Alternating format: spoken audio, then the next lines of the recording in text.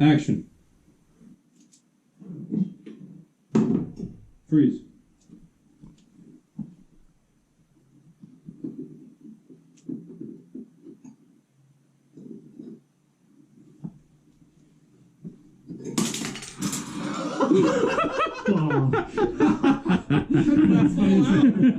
Do you think the fortune cookies are actually some supernatural occurrence, or is it all in the character's mind?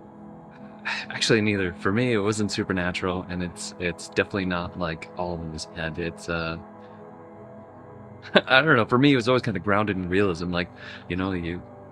It's hard to explain, but for me, it was like a fortune cookie. It's a cause and effect. You have a fortune cookie, and then this thing happens. It wasn't the supernatural force or anything dark. It was just kind of like these things that happen, like, run without shoes, you're gonna stub a toe, or, it's like more realistic, I guess, for me. He's probably going a little crazy because usually fortune cookies are fairly vague, and it's up to the person to interpret it. He's making it happen himself, I'm thinking. He's finding the fortune in real life. Like, he reads like, oh, you're gonna have a good day. So since he read that, he's probably gonna subconsciously have a good day somehow. Yeah. I don't think it's supernatural at all. I think it's in his head because the fortunes are somewhat vague, but I think that his energy is like drawing this to him. So it's more him doing it to himself than the fortune cookies doing it to him. If it's not really happening for anybody else, then Felix has to be going crazy. But you never know sometimes, because it could just be, part of just, it's a film, so you gotta suspend your disbelief for just a few moments, but anything can happen in that imagination, so, it could be supernatural to some degree, just to Felix, though. I think it's in his head, like, he's creating this reality, like, he really believes, you know what I mean? Like, that's what I think, like, he believes this stuff is real. So, like, I don't think it's supernatural because everyone around him seems to be fine. It's just him. Like, it's all in his head. It's like a mental thing. He's like, oh, shit, like, this is actually happening to me, So, yeah, I think it's more in his head.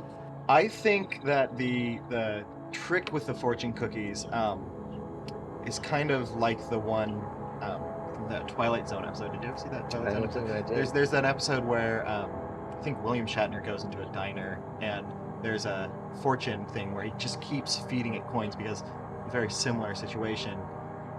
But at any point they could remove themselves from these fortunes. And I think that's kind of the thing Felix is coming across is if at any point he removed himself from this situation, there would be no more predictions, there would be no more feeding into the fortunes, and he could kind of escape it unto himself. How about you? Yeah, I think he's bonkers. I mean, I think and this is how my character feels, is like, you're reading too much into it. I think that too. I think we do that in life, We'll just be driving, we're like, all I hit is red lights, or all I hit is green lights, when probably you're just hitting a normal amount of red or green lights. Yeah. Because it's all perspective, bro. Confirmation bias. Perspective, bro. Confirmation bias.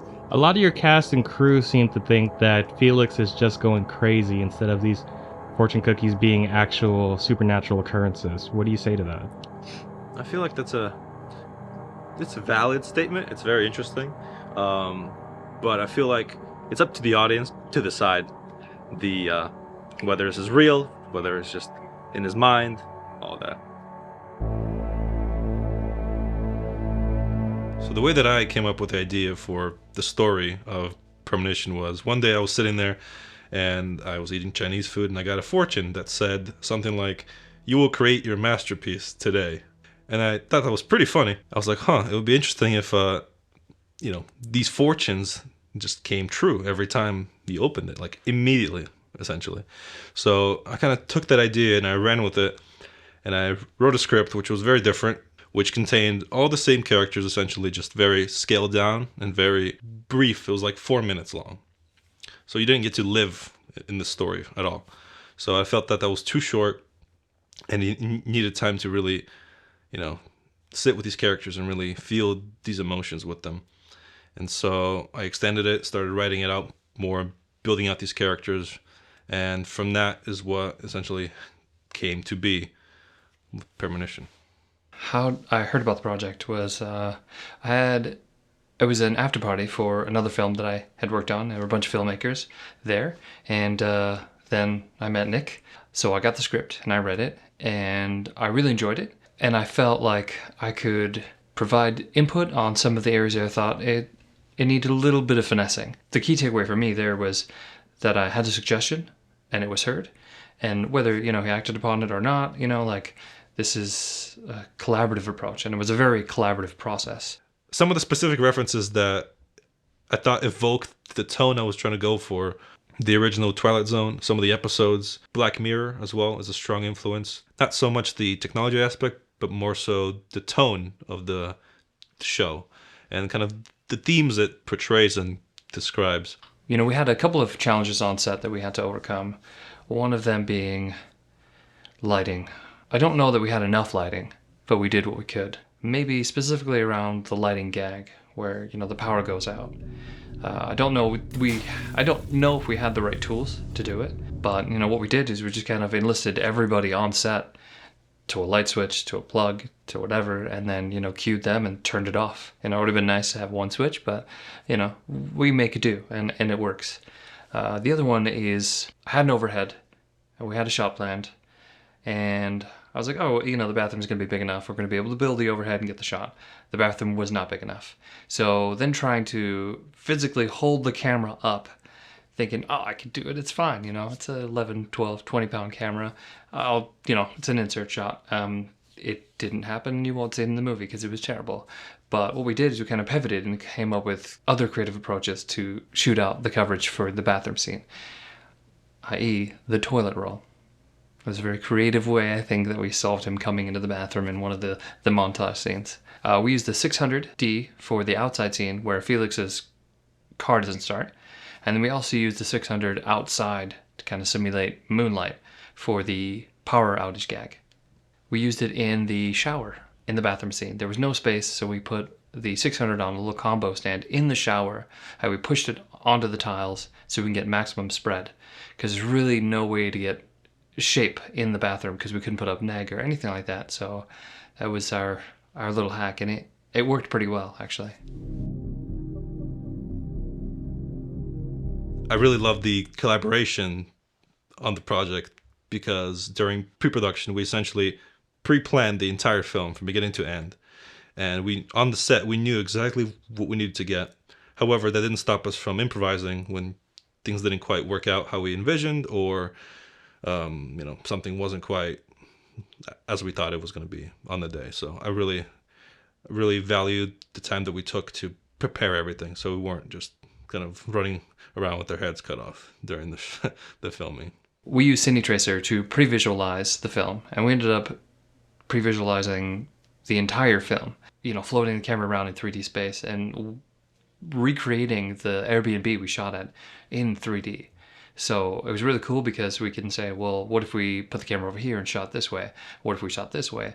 And then, oh, well, there's a wall there, or the windows here, we really can't light this way. So we kind of resolved a lot of the issues that we would have on location even before we got there. The rub here was that the 3D recreation was a little bigger than the Airbnb, or we thought it was average ceiling heights, and it was not. It was actually quite smaller.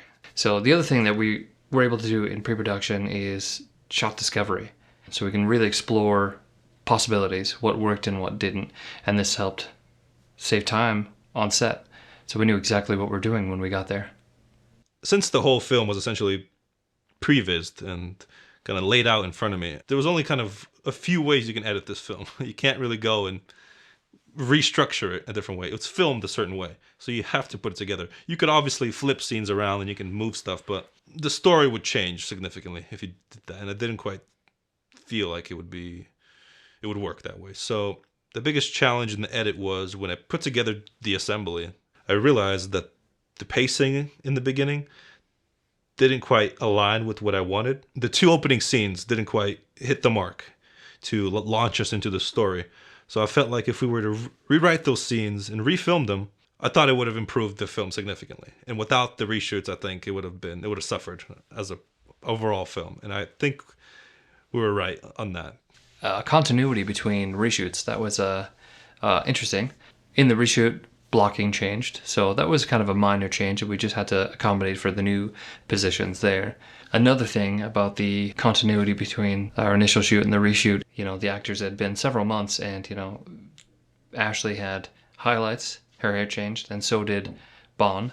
His hair was significantly longer. So we actually had Ceci, who was the makeup artist throughout, did a phenomenal job. She actually cut the hair, she sorted out the highlights, and it looked great.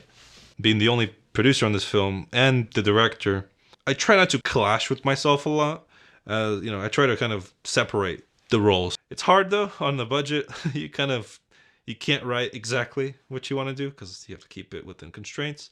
And then when you're producing, you can't always be thinking of endless shots and endless scenes. Like, you have to rein it in a little bit. So it's always difficult finding that balance where you're like, oh, I wish I had another day to film this scene. However, you don't have the money for this. So you gotta rein it in, compromise, and just do the best you can of what you have. So balancing those has always been tricky for me. And I feel like I've gotten better at it as I've progressed, but it's always something that trying to work on. So the most challenging aspect on this project was actually on set, and due to the budget constraints, shooting on Sigmas, which are not cinema glass, the focal plane is razor thin. So there are a couple of insert shots where bringing up a fortune cookie and being able to read it was very difficult. So, we're shooting handheld, so we've got this razor thin focal plane, and you have an actor that is, trying their best to hit, their A and their B mark, but it's difficult to, multiple takes to nail it. But when you nail it, it looks great. I think my directing style is very much actor focused. I love to work with the actors. I like to have intimate conversations about the story with the actors, meet up with them or Zoom call or call them on like one-on-one, talking about the various character aspects. The casting process for the film was quite interesting because this is my first time getting actors on board for one of my films. So I found Bon through other projects I worked on. I thought he did great, and I thought that he had more to offer that I haven't seen him do. Really wanted to kind of push that out of him. I wanted him to kind of play a role that I feel like he wanted to play but never been given the chance to. And so I really pushed him for that, and I'm grateful that he loved the script and loved the project to come on board. And then I found our main actress, Ashley, and then I auditioned her and auditioned the rest of the actors kind of around Bon, our main actor. So Cott and Austin and Aaron, they all brought their A game, and I feel like where we really solidified a lot of the character choices was during the table read, the virtual table read that we did. Read the script over, talked about it, talked about different moments, how different characters should react, and what kind of mindset that they're in. And I think that really kind of solidified it for the rest of it, because from then on we're just doing minor adjustments because the actors know where the characters stand and where they're going to go. One unique challenge to a sequence that we shot was the overhead shot, which was actually not that difficult for me. But post, there were some challenges as far as shadows and stuff like that. But yeah, it looks great. The overhead shot of the table, that's essentially a VFX shot, a very simple VFX shot, but on a machine that's very old, that can't handle anything, it's very difficult to do it. So that was one of the last shots that was completed for the film, and also the shot that most people love. So I'm glad that the effort was appreciated. I would like an order for delivery.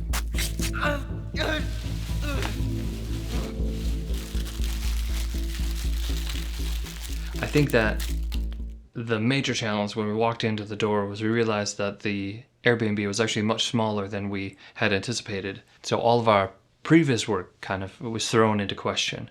Is this going to work? One example of this was the mirror. We pre-visualized the mirror between the living room and the kitchen, but it was actually, there was a TV there. It was much closer, and the mirror wasn't quite aligned how I thought it was based on the Airbnb's pictures. So I planned all of these shots around the mirror, and yeah, most of them didn't work, but we were able to pull off what we needed to, and I thought it was great. I actually love that shot upon that last sip of coffee before he heads out to work.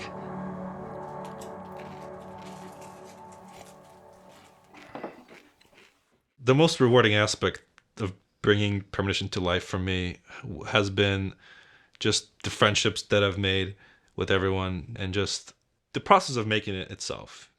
For me, it's usually never the final result. Why? I love, finishing something and sending it out into the world and making sure people watch it and just enjoy it, hopefully. Get something from it, feel something from it. I love the art of creating it more. It's such a creative experience to bring something from conception to your final idea. And just that whole journey is just super fun, and just collaborating and with a bunch of different people and getting different ideas and looking at things on a different way. I'd say the people I've worked with and the people that I met and work with still are my biggest takeaway from the film. The most significant takeaway I had was no matter how much preparation, you still run into issues where what you planned doesn't work. And this is something, as a cinematographer at that point, made me really nervous. I've always been the kind of person to value prep, because prep gets the bugs out, and you weed all the kinks out. But being faced with these issues and then having to bring up the camera and lens something that you didn't plan for and try to find a shot in the moment used to scare me, and now it's something that I look forward to. So this was something that I took away, amongst many others. I think that as a filmmaker, this project really pushed me out of my comfort zone in a lot of different ways. It really opened up a whole new world for me, kind of to expand the horizons and just bring other people on board who have fantastic ideas, fantastic input to make the overall project even better. And I'm going to continue doing that in the future, taking input from everyone, putting that back into the film, and just keep growing and learning and challenging myself in other ways. So my experience in making Premonition has changed my approach to other films quite significantly, but not in a manner in which you might expect as a cinematographer. So on Premonition, there were a lot of great people, and I just met them on Premonition, and today they're my friends. And when I approach a project, I'm looking for a great story, an opportunity to flex as a cinematographer, and obviously all of these things that we all do. But I also look at the people, because at the end of the day, this is what makes a project. This is what makes it memorable. And this is something that I definitely enjoyed on Premonition. I loved our cast and crew. Everyone was so cool with each other. No egos on set. Everyone came in to do their jobs, and they were excited and glad to be a part of it, make the story come to fruition. And I felt like everyone just got along so well. I loved our crew. I loved our cast. It was a blast working on it with everyone. One of the important things for me, one of the things that I will cherish, is just the friendships that came out of it. It just means a lot to me. I just hope that people who watch the film, they get to feel what I was trying to portray, and I hope that they enjoy it. That's a wrap. Nick Marchuk production. Oh yeah. Nicely done. Thank you. Yeah, it's great. Give me a hug. Yeah, Damn it. Sorry, I'm all wet.